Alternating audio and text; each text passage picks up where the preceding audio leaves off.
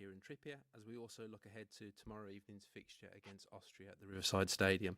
Before we get underway with Rob Dorsett from Sky Sports News, just the usual housekeeping. Please raise your hand as and when you have a question or pop a message in the chat box. Remain on mute at all times. Only unmute yourself when you do have a question. And if we could try and limit to one question per person with the option of a follow-up. So without further ado, Rob, if you want to get us underway. Gareth, great to see you. Hi, well? Listen, I know it's been, I suspect, a testing day for you and for the players. Try and put into perspective for us how difficult the decisions you had to make today were compared with the decisions you had to make before the World Cup in Russia. Well, I spoke to the players. I mean, really, it's the three players, three more senior players that I spoke to yesterday to explain what was happening. So, of course, that's always difficult. You know what a big thing it is for a player to go to a major tournament, and those three boys have, really been valuable members of our squad. And I gave them all the option if they didn't want to stay with the group to go home, but they were all adamant. They value being with England. They want to be part of the squad. They know that we've still got 2 matches to play, which they will be involved in. And if we pick up injuries, that group of players are the ones who are on standby. So I'm always mindful of what happened with Trevor Sinclair in Japan, that things can change very, very suddenly. So of course it's difficult. It's always nicer to give people the news they're in a squad for the first time or give them a first cap. Much more difficult because I've been a player. I know how difficult it is to receive that difficult news. The most obvious next question is you've got 4 right backs in the squad, which is, I think, unprecedented. Explain that one to us. Well, I think we went through this last week. Yes, we have 4 players that play sometimes at right back for their clubs, but Kieran's here, has been playing at wing back as well as at right back. Reece James has played right of a 3 or right wing back. Trent plays at right back, and Kyle Walker, has played at centre half for us in a 3, and has also played at left back during a match for us against Denmark. Reece James was in midfield against Aston Villa. Basically, they're in our best 26 footballers, and that's why they're in the squad. And if I could have picked a 5th or a 6th right back, I probably would have done. Is it fair for us to assume then that you're not categorising them as right backs and that they will play elsewhere? And I wonder whether you told us last week that Trent Alexander-Arnold is such a good footballer, you could see him playing further forward, maybe in the midfield, and you haven't got as many options on the right side of midfield maybe as you have on the left. Is that an option for him? We're here to play 9 games, and we know we already have some injury doubts in the group. I'm sure we're going to face other difficulties over the next 5 weeks. So we need adaptability, we need good players, we need good professionals, tactically savvy players, and we're fortunate that we've got old and young players who fit all those categories. You mentioned you've got some injury concerns. One of the most obvious ones of those is Harry Maguire, who's had this ankle ligament problem and missed the Europa League final. You've named him, so you have hopes for him. Do you expect him to be fit for the opening game, or is he somebody that you've still got to assess and may have to make changes and replacements for if he doesn't come through?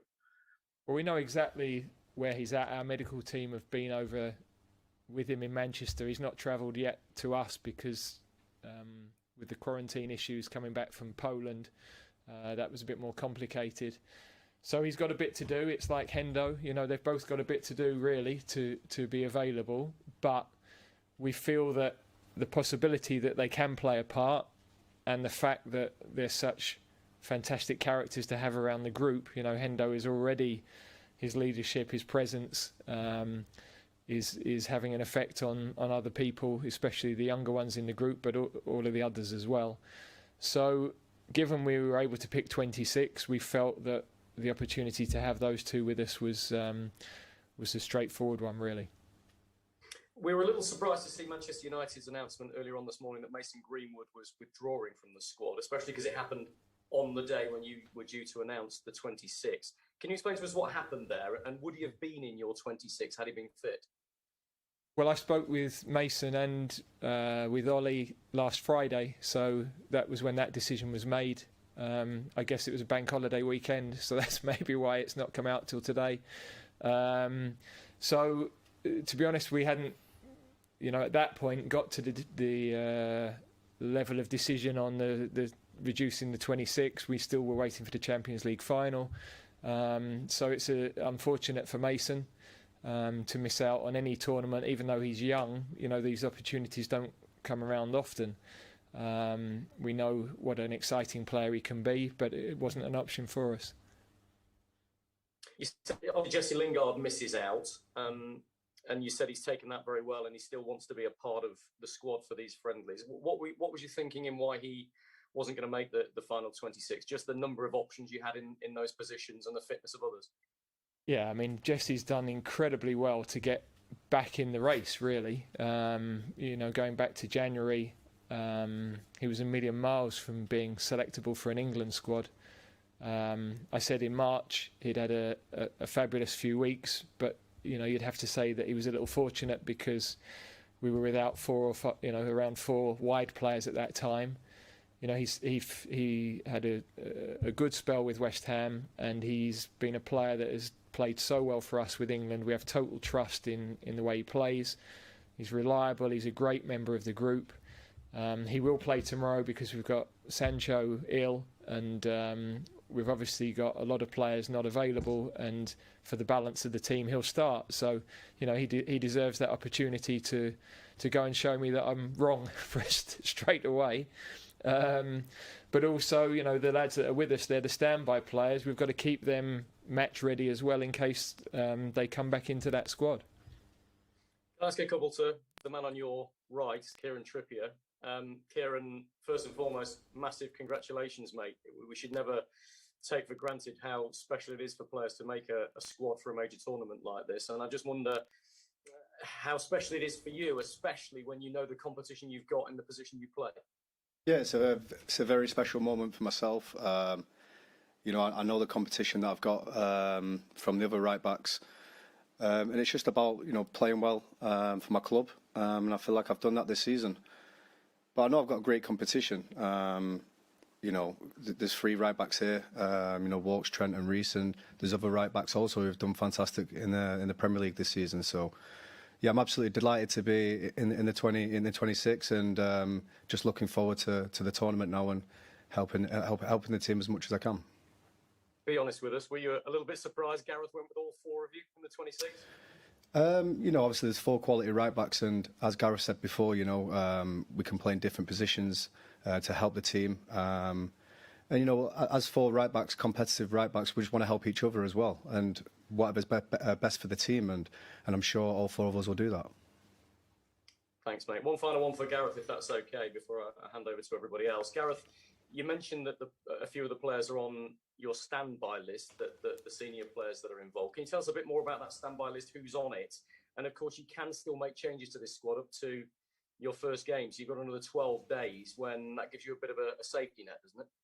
Yeah, basically all of the players that are here will be on that standby list. So Ben Godfrey, Ben White, Aaron Ramsdale, James Ward-Prowse, Jesse Lingard, and Ollie Watkins. That they will be the standby players. If we have any injuries, we can only change now on the basis of injuries. So obviously those guys will be training with us, and they'll be involved in the matches as well. I think that's important. We want to get them into the games, not only because we feel, if we have an issue, they need to be ready, but they deserve it. Their commitment to stay with the group, their respect for their teammates to want to be here, shows what playing for England means to this group of players. And, I think it's important the public know that, because sometimes people dismiss the importance of England caps, what it means to players.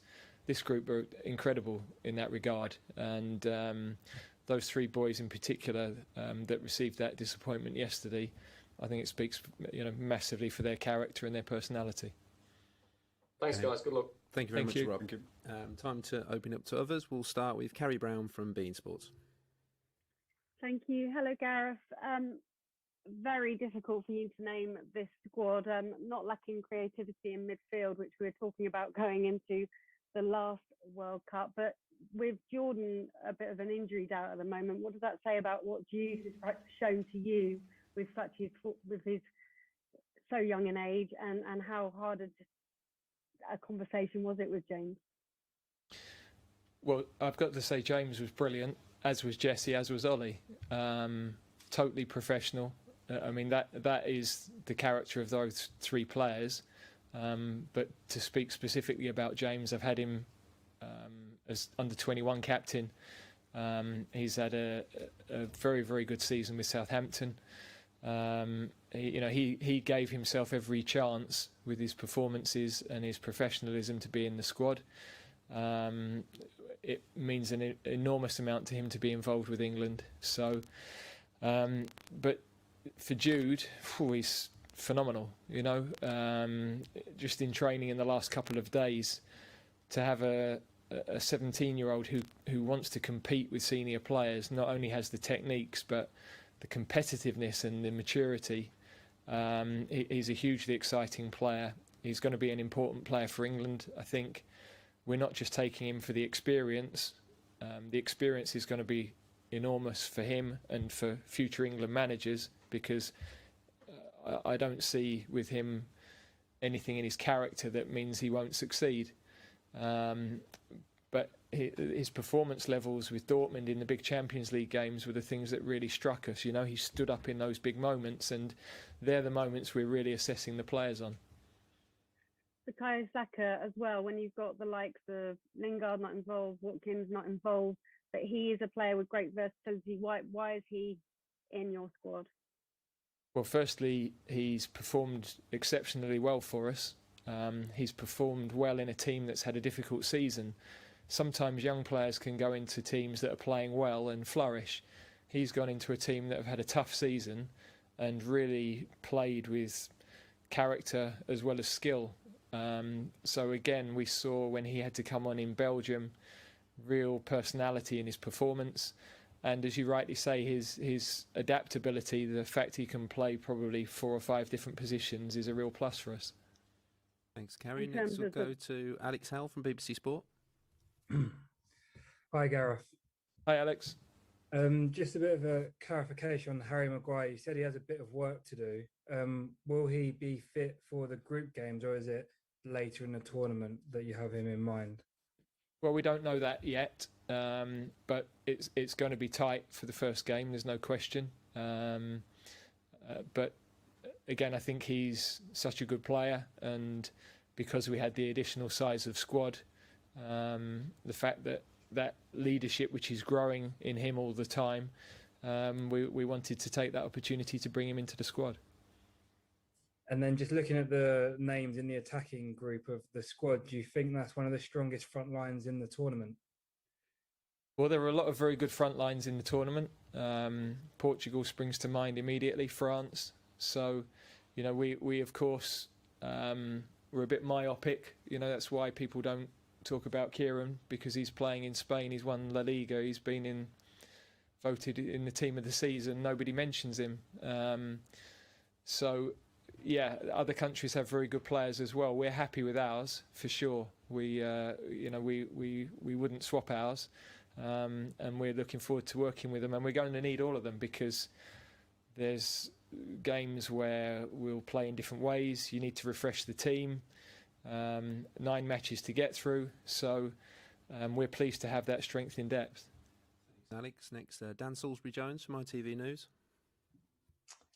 Hi, Gareth. I wouldn't ask you to comment on the specifics of Naomi Osaka this week for obvious reasons, but it seems to have sparked a debate about the relationship between sports stars and the media in settings like this one. I just wondered how you feel that will develop in the years to come. Sorry, in terms of what? I'm not aware of the story. The relationship between basically she pulled out the French Open because of her mental health concerns about going into press conferences and being under that scrutiny. I mean, nobody faces scrutiny as much as England players at a major tournament like this, do they? No, but I can't comment on the young lady's situation because everybody's an individual and everybody has different things going on in their lives. So we're very conscious when we're talking about our players. We have to be ready to support them. We have to understand their individuality. We all have strengths and we all have weaknesses. So, and I think everybody has to be conscious of mental health in this day and age, especially. So, yeah, I haven't had time, frankly, to read anything or watch anything for the last 2 or 3 weeks. But yeah, I would just say every individual is going to be very different in how they see things. Can I ask a slightly more positive one on Trent? And I just wonder about the players that are in the squad. When you let him know about that, did his face light up, or was it not quite a moment like that? Okay, so I spoke with Trent about 3 weeks ago. So where the stories over the last couple of weeks that have ended up with lots of strange headlines, lots of strange stories, I've no idea where they've come from. But I felt there were stories that ran that were so far off the truth. I would never normally speak to a player because I read a lot of stories about myself that are not true, but I have to accept that's the job I'm in, and people speculate and write it as if it's exclusive or anything else. But when it's a player sometimes, and you know, they might feel that they're reading it, so maybe it's true, maybe the manager is speaking to the press behind the back. That's obviously not the case. So even last night, we're still dealing with that, puzzled because he's there taking set plays in the morning for the game tomorrow, and then he's reading that he's not going to the European Championship. I really don't understand it. Like, for me, it's no drama. I accept, as the England manager, this is what I deal with. I always go back to front page of the whatever it was. I'm the biggest fan of British Bake Off. I have Bake Off parties at my house, and I'm desperate to be on the show. The only thing in the story that was true was my age. You know, that's the world I live in. But for my players, I want to protect them, and so, you know, again, we're having to speak to Trent last night to say, look, don't know where this is all coming from. It's nonsense. Because people then jump on it and say, I've got an agenda or I don't like the kid. It's an incredible situation, really. But as I say, not bothered about it from my own point of view, but I do always think about the players. Thanks, Dan. Next we'll go to Jack Pitbrook from The Athletic. Sorry, Jack, you're on mute. Sorry. Hi, Gareth. You talked about the possibility of replacing players who were injured up until before the Croatia game. Is that an option for players who are currently recovering from an injury and trying to prove their fitness, like Henderson and Maguire, or would that only be for new injuries? Yeah, no, that only for new injuries. So we don't have that option with those guys. Okay. You've talked a bit about Maguire's recovery. Can you tell us a bit about Henderson, Rashford and Grealish and how they're getting on? Jordan has trained with the team all week, so that's been good. I mean, we've had to modify him through certain parts of the session. He'll be involved in the game tomorrow. So his progress is good, but we're realistic about what that might look like. Jack has trained with the team, hasn't been able to train every day. We've got to manage his load. So again, you know, we want to get the players to the best possible point, but we don't want to break them in the process. Marcus, we haven't seen on the grass, but I've spoken with him, and you know, he assures me he's happy with where he's at. So we go from there with that one. Thanks, Jack. Okay, next we'll go to BBC Look North. Hello, Gareth. It's Dawn Thewlis here from BBC. How you doing, Dawn? I'm all right. How are you? Yeah, Long good time to no see you. see. You too. Just a couple of quick ones from me. Obviously, it's important to take England matches around the country, I think, to get fans involved from all over and get behind the team in a big tournament. But why choose Middlesbrough this time? Well, the initial decisions come from the FA, so they give me the possibilities. They wanted to take the team to the northeast. We were hoping to play at Newcastle as well. And if we'd had the opportunity with full stadiums and without having to set the stadiums up for COVID, we would have liked to have used both stadiums. And of course, when we were coming to the northeast, I knew that the training facilities here, as well as the hotel, are, fabulous environment. It's been great, very relaxed for the boys. They've, some play a bit of golf. The weather's been glorious. We only have to walk across the field to the training ground. And of course, the real bonus in this sort of era of sporting bubbles with COVID, because the weather's been so good, we've been able to sit outside. We've been able to spend more time together, eat outside. And that's, I think, been great for everybody psychologically. Of course, coming back to the club where you captained and managed is nice for you, but also good for Teesside fans in particular to be able to see a game of this calibre. Yeah, I mean, I remember playing here 2003 against Slovakia, I think it was, and everybody was hugely proud to host the England team, and you can see the excitement around the area already. So, yeah, I'm of course delighted to bring the team here, but yeah, it wasn't initially my decision, so I don't want any accusations of nepotism. Thank you, Dawn. Next we'll go to Marcello Courage from TV Globo. Sorry, Marcello, your mute button's on. Second. Now, can you listen to me? We can hear you, yeah. Okay. So, Gareth, good afternoon. Good afternoon, Kieran, too. I would like to know, given the circumstances of the pandemic in this country, which are pretty nice now, but we still are living in the pandemic, and this competition has like 11 countries involved, and there's a big possibility of you guys flying abroad. How much of a challenge is this to your plans to work with the team, Gareth? Well, we've experienced this throughout the autumn and in March, the very restrictive environment in those periods for team meetings, for the guys to socialise together, most importantly, because one of the great things about this group of players, they get on so well, they want to spend time just chatting and sharing their experiences, and that was really difficult through the previous camps. Now, because we are going to be together for a longer period without people coming from the outside, as we're together for those longer periods, we can start to ease those restrictions because we'll have more negative tests and we'll have more awareness of that. And we're in the summer now, so like I said, we can get outside more, which it allows us to operate a little bit differently.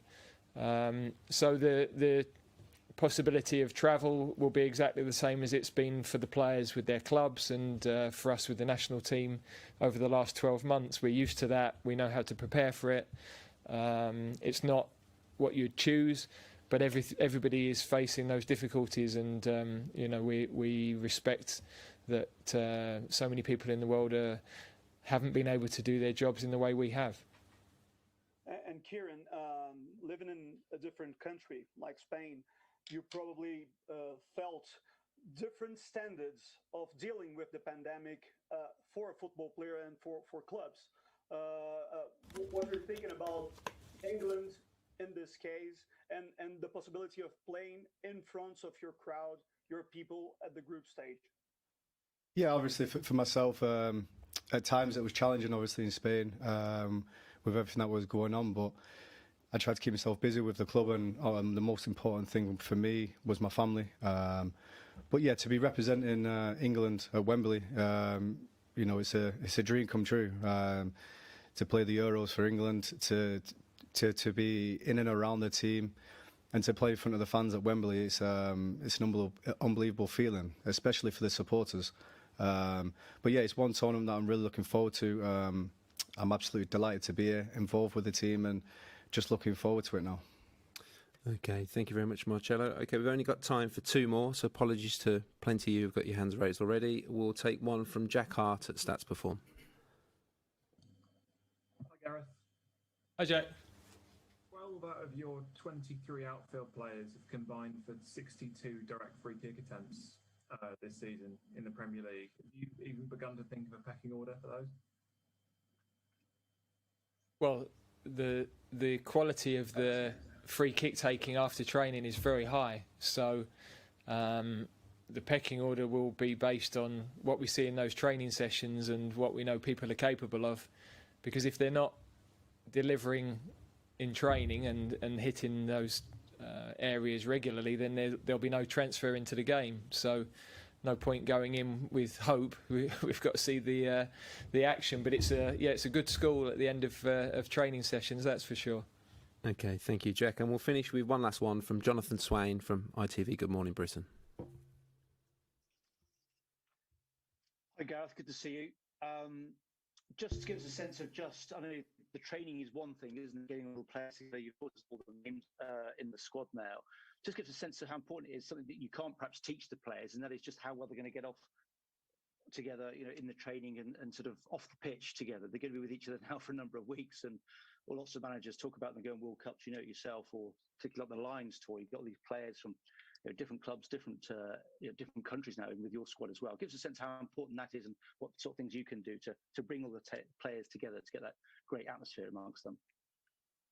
Well, these boys get on unbelievably well. I mean, there's lots of connections between boys who've played at youth level together, different age groups, boys who've been at clubs. Kieran was obviously with the boys at Spurs. Kyle Walker has those connections with the boys at Spurs. Raheem has the connections with Liverpool. So there's so many little interlinked groups of players. They socialise a lot when they're not with England. They keep in touch on social media. They're proud to be part of this England club, if you like. We've built an atmosphere, and it's credit to the players that it feels like a club. And then because it's like that, their commitment to each other on the pitch is massive. So there's no doubt that social part is really important. But it's only by having good people and good players like we've got that we're able to build that. Okay, thank you, Jonathan. That concludes this media conference. Again, apologies to those with raised hands, but thanks for joining us this evening.